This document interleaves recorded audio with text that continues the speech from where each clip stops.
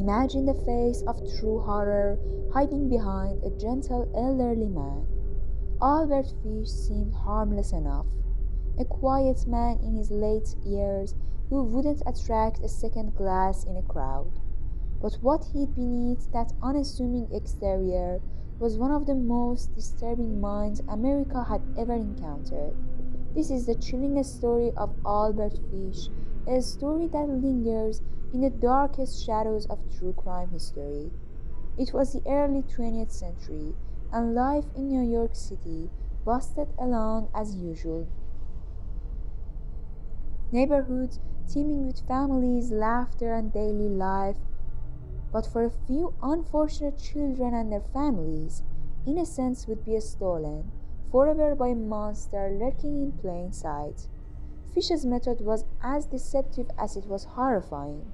He presented himself as a caring father figure, often earning trust before lowering his victims into an unimaginable fate. The terror began in the summer of 1928, when a 10-year-old girl named Grace Budd disappeared. Her family had been visited by Fish, who introduced himself as a family friend. He offered to take Grace to a birthday party. Tragically, she would never return home.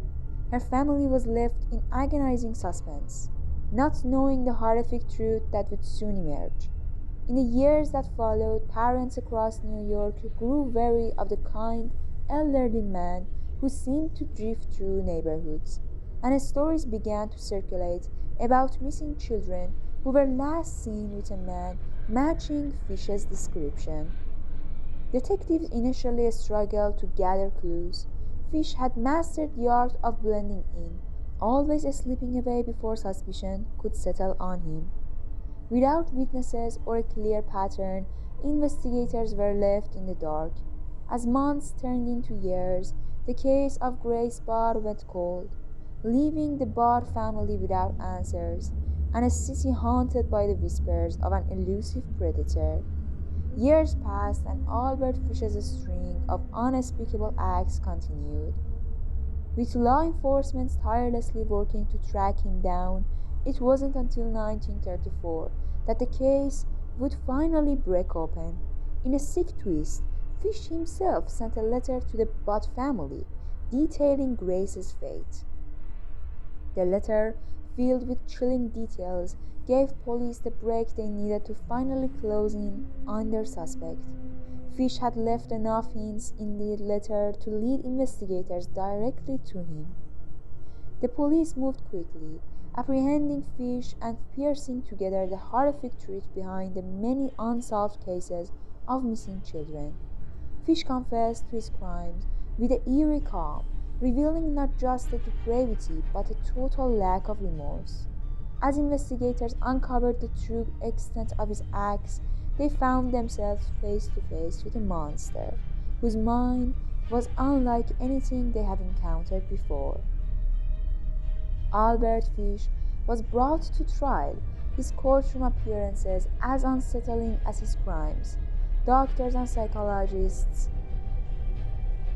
attempted to understand what could drive a person to such lengths, but even science couldn't fully explain the depths of his depravity. Despite his age, the court handed down the harshest sentence possible. On January 16, 1936, Albert Fish met his end in the electric chair, a death that, while just, couldn't erase the trauma and horror he had inflicted. The city and the families of his victims were left to grapple with the devastation of his crimes, haunted by the knowledge of what Fish had done.